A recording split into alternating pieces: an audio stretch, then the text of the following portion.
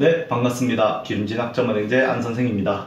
이번 영상에서는 학점은행제를 통해서 학사 편입을 준비한다고 하면 얼마나 걸릴까? 이것에 대해서 이야기를 해보려고 합니다. 자, 일단 학점은행제로 학사 편입을 한다는 내용에 대해서 먼저 살펴보면 지금 보시는 이미지가 한양대학교와 부산대학교 편입학 모집 요강에 있는 지원 자격 내용인데요. 학사 편입학 내용 보시면 학점은행제 및 독학학위제에 의한 학사학위 취득 및 취득 예정자라고 나와 있는데 이걸로 지원 자격을 맞추는 것입니다. 이를 통해서 알 수 있는 건 학점은행제를 통해서 학사학위를 취득하는 것이 곧 학사 편입 지원 자격을 얻는 것과 같다라는 거죠. 그럼 저희의 목표인 학사 편입을 하는데 기간이 얼마나 걸리냐, 이거는 곧 학점은행제 학사학위를 받는데 기간이 얼마나 걸리냐, 이렇게 보셔도 되는데요. 물론 이제 학점은행제를 통해서 학사학위를 취득할 때 평균적으로 소요되는 기간이 존재하기는 합니다. 고졸 영학점 기준으로 학사학위를 받는다 하면은 보통 4학기가 소요되고요. 나는 자격증이나 독학사 이런 추가 학점 취득 수단 없이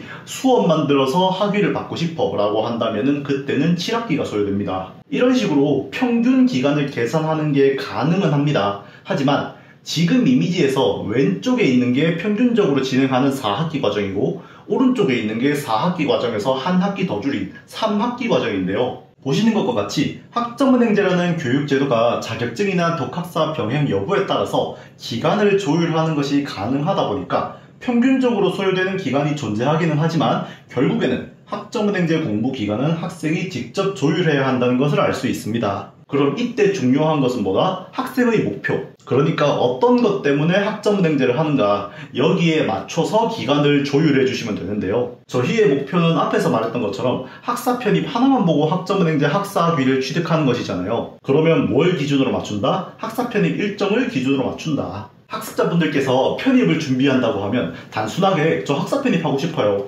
이렇게만 말하시는 분들이 거의 없잖아요. 몇 년도 편입학, 그러니까 지금 보시는 것처럼 정확한 목표, 예를 들어서 나는 26년 12월에 학사 편입 원서 접수를 하고 싶어요 라고 확실한 목표를 잡게 되잖아요. 그러면 방금 말한 예시처럼 나는 26년 12월에 원서 접수를 하고 싶어, 그러면은 여기에 맞춰서 학습 일정을 조율하시면 됩니다. 말씀드린 26년 12월 원서 접수를 하고 싶다라는 예시를 그대로 이어서 가보면 나는 26년 12월에 원서 접수를 하고 싶다 했을 때 지금 학점은행제 학기 시작하면 25년 2학기부터 시작을 하게 되죠. 26년 12월에 원서를 넣어야 하니까 25년 2학기, 26년 1학기, 26년 2학기 이렇게 총 3학기 과정으로 학사학위 취득 계획을 만들어 주셔야 하고 3학기 과정으로 수업 학점만 듣고는 학사학위 취득에 필요한 학점을 모두 얻을 수 없기 때문에 나머지 부족한 학점은 자격증과 독학사를 통해서 채워 넣으면 됩니다. 그리고 말씀드린 이 과정이 아까 앞에서 봤던 이거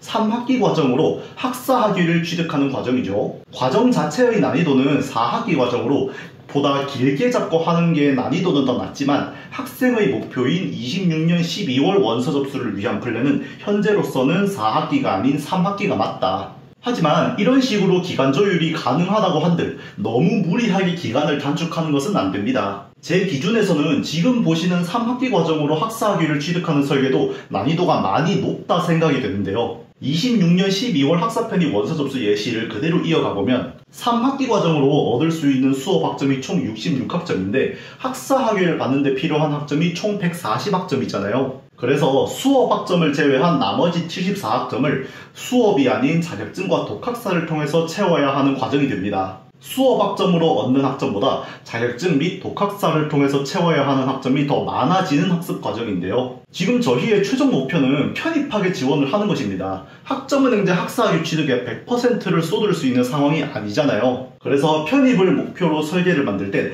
내가 이렇게 설계를 만들었을 때 현실적으로 실행할 수 있는가에 대해서 냉정하게 생각하고 할 수 있다는 확신을 얻은 뒤에 시작을 해야 합니다. 설계를 만들었는데 기간을 너무 많이 줄이다 보니까 내가 추가로 해야 할 자격증이나 독학사가 너무 많아졌어. 이러면은 당연히 편입학 준비에 필요한 공부에 방해가 되겠죠. 학점은행제에서 해야 할 게 너무 많아지니까. 그렇기 때문에 학사 편입을 목표로 학점은행제를 시작했다면 학점은행제 학사학위 취득에 필요한 설계를 만드는 작업뿐만이 아니라 보다 구체적인 일정 조율이 필요하다고 말씀을 드리고 싶습니다. 아까 말했던 거 그대로 이어서 26년 12월에는 원서 접수를 해야지 이렇게 결정을 했는데 내가 아직 해야 할 자격증이나 독학사가 조금 많아. 그러면은 올해 25년에는 자격증을 최대한 많이 따서 내년에 공부하는데 방해가 되지 않도록 해야지. 추가로 내년에는 독학사 시험을 봐야 하는데 얘는 1년에 시험을 한 번만 보니까 독학사 공부하는 시간을 따로 계획하고 내가 뭐 공인영어나 편입영어 아니면 수학을 따로 준비해야 하는 상황이거나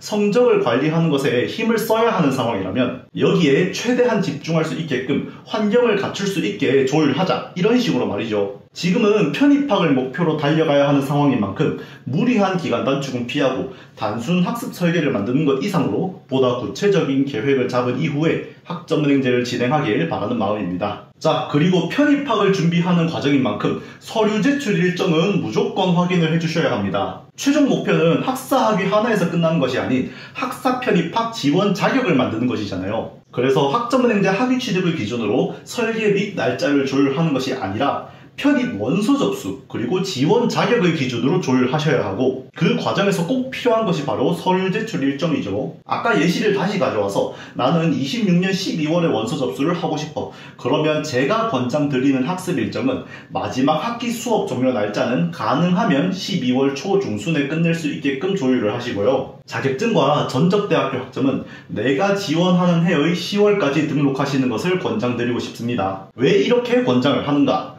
저희가 학사 편입 원서 접수를 할 때 제출하는 서류가 학위 수여 예정 증명서라는 서류인데요. 학점은행제 학위는 신청 이후 다음 해 2월 말일에 발급되기 때문에 학위 신청 날짜 이전에 내가 학점을 거의 다 등록을 해둔 상황이어야 학위 수여 예정 증명서를 받으실 수가 있습니다. 그렇기 때문에 학위 수여 예정 증명서 발급 조건에 맞춰서 일정을 조율하는 것도 매우 중요하다는 것을 알 수 있죠. 보시면 학사학위 기준 100학점 이상 등록되어 있을 때 홈페이지 접속이 가능합니다. 이게 발급이 가능한 게 아니라 홈페이지 접속이 가능하다는 거예요. 그래서 일단 100학점 이상 등록이 되어 있는 건 기본으로 잡고, 다음으로 학사학위 취득에 필요한 총 취득 학점 기준을 모두 충족해야 하고 학위 수여 기준까지 맞춰야 서류를 받으실 수가 있어요. 그런데 여기서 체크해야 하는 게 총 취득 학점 및 학위 취득 조건 심사를 할 때 수업의 경우 내가 지금 듣고 있는 수업 학점을 포함해서 심사를 받으실 수가 있습니다. 그래서 수업은 12월 초중순에 끝나도 서류를 받는데 문제가 없는 것인데,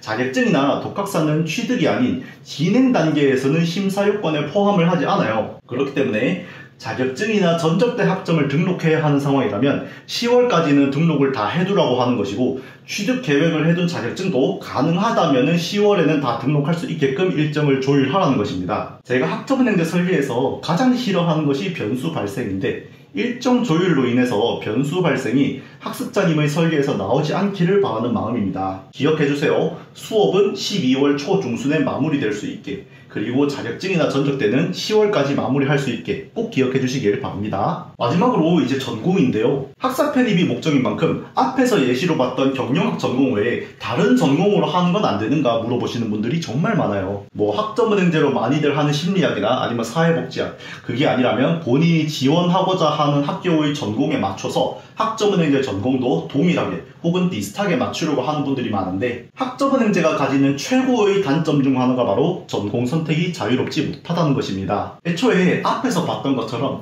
기간을 자유롭게 단축하고 혹은 연장하고 할 수 있는 전공이 거의 없어요. 예시로 들었던 것처럼 자유롭게 조율할 수 있는 게 경영학, 그리고 여기서 범위를 조금 더 넓히면 공학계열 안에서 그나마 컴퓨터공학 정도가 있습니다. 이거는 학점은행제라는 교육제도가 가지는 단점 중 하나이기 때문에 전공을 선택하는 부분에서 미련을 가지진 않았으면 합니다. 여기에 신경 쓰면 학습자님 본인만 피곤해지거든요. 다른 학생들이 경영학을 하고 싶어서 하는 게 아닙니다. 기간을 이런 식으로 자유롭게 조율할 수 있는 전공이 경영학밖에 없어서 하는 것이고요. 물론 이제 다른 전공을 하셔도 뭐 상관은 없지만 아까처럼 자유롭게 기간 조율을 못할 가능성이 매우 높기 때문에 학점은행제로 편입 준비를 한다고 하면 전공 선택에 대한 부분에서는 마음을 좀 내려두시는 것을 권장드리고 싶어요. 그래서 이제 말씀드린 내용들을 마무리를 하자면, 학사 편입 준비에 소요되는 기간은 곧 학점은행제 학사학위 취득 기간과 동일하다 보면 된다. 학점은행제 학사학위 취득이 곧 학사 편입 지원 자격이기 때문인데요. 학점은행제 내에서 학사학위를 받는데 평균적으로 소요되는 기간은 약 4학기 정도고,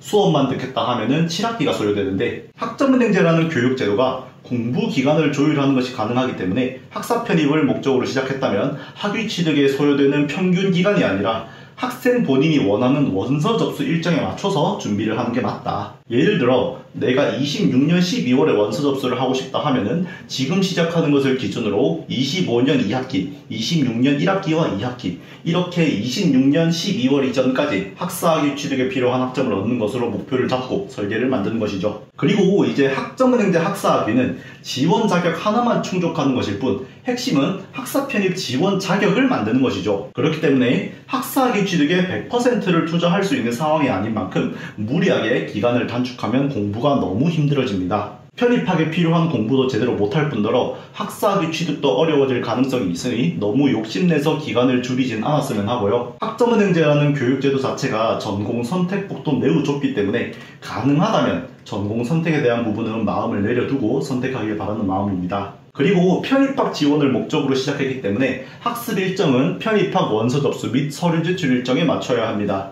26년 12월 원서 접수를 목표로 한다면 수업 학점은 가능하면 12월 말일까지 등록할 수 있게 조율하고 자격증이나 전적 때는 가능하면 10월까지 마무리를 하는 것으로 계획을 잡는 것이 좋습니다. 그렇게 해야 학위수여 예정증명서 발급 날짜를 서류 제출 날짜에 맞추는 데 편리하니까요. 불필요한 변수를 만드는 일 없이 학습 일정 잘 소화하셔서 학사 편입 지원하고 좋은 결과 있기를 바랍니다. 네, 이렇게 해서 오늘 제가 준비한 내용을 모두 설명해 드렸는데요. 영상 보시면서 추가로 문의사항이 있거나 별도의 상담이 필요하다 하시면 영상 더보기란에 있는 상담 링크 이용하시거나 댓글 남겨서 문의해 주시면 정성껏 답변해 드릴 수 있도록 하겠습니다. 영상 시청해 주셔서 감사합니다. 지금까지 기름진 학점은행제 안선생이었습니다.